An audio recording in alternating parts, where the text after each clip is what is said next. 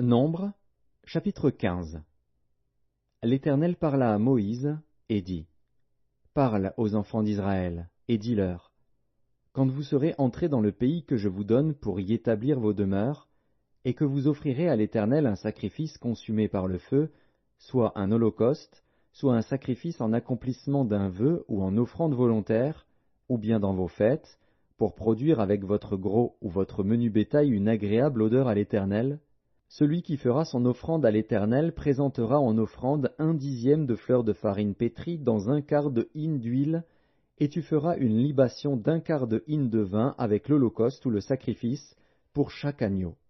Pour un bélier, tu présenteras en offrande 2/10 de fleur de farine pétrie dans 1/3 de hin d'huile, et tu feras une libation d'1/3 de hin de vin comme offrande d'une agréable odeur à l'Éternel. Si tu offres un veau, soit comme holocauste, soit comme sacrifice en accomplissement d'un vœu, ou comme sacrifice d'action de grâce à l'Éternel, on présentera en offrande, avec le veau, 3/10 de fleur de farine pétrie dans 1/2 hin d'huile, et tu feras une libation d'1/2 hin de vin. C'est un sacrifice consumé par le feu, d'une agréable odeur à l'Éternel. On fera ainsi pour chaque bœuf, pour chaque bélier, pour chaque petit des brebis ou des chèvres. Suivant le nombre des victimes, vous ferez ainsi pour chacune d'après leur nombre. Tout indigène fera ces choses ainsi lorsqu'il offrira un sacrifice consumé par le feu, d'une agréable odeur à l'Éternel.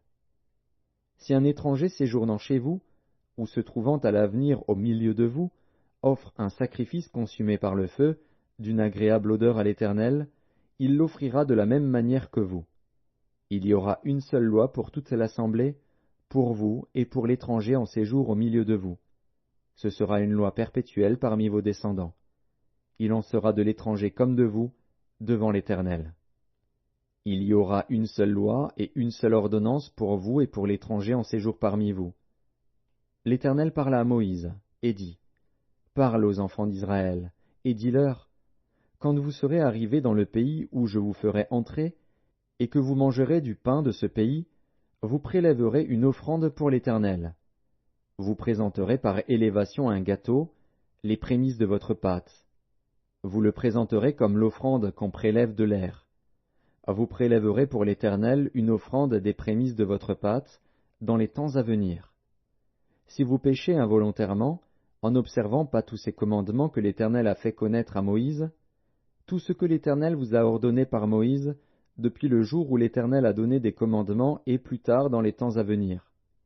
Si l'on a péché involontairement, sans que l'assemblée s'en soit aperçue, toute l'assemblée offrira un jeune taureau en holocauste d'une agréable odeur à l'Éternel, avec l'offrande et la libation, d'après les règles établies. Elle offrira encore un bouc en sacrifice d'expiation. Le sacrificateur fera l'expiation pour toute l'assemblée des enfants d'Israël, et il leur sera pardonné, car ils ont péché involontairement, et ils ont apporté leur offrande, un sacrifice consumé par le feu en l'honneur de l'Éternel et une victime expiatoire devant l'Éternel, à cause du péché qu'ils ont involontairement commis. Il sera pardonné à toute l'assemblée des enfants d'Israël et à l'étranger en séjour au milieu d'eux, car c'est involontairement que tout le peuple a péché. Si c'est une seule personne qui a péché involontairement, elle offrira une chèvre d'1 an en sacrifice pour le péché. Le sacrificateur fera l'expiation pour la personne qui a péché involontairement devant l'Éternel.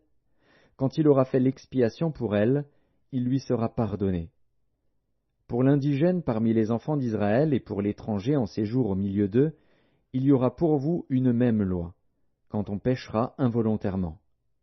Mais si quelqu'un, indigène ou étranger, agit la main levée, il outrage l'Éternel.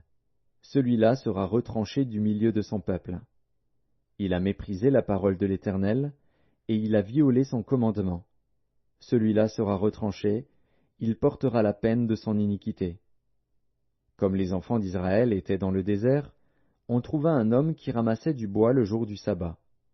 Ceux qui l'avaient trouvé ramassant du bois l'amenèrent à Moïse, à Aaron et à toute l'assemblée. On le mit en prison, car ce qu'on devait lui faire n'avait pas été déclaré.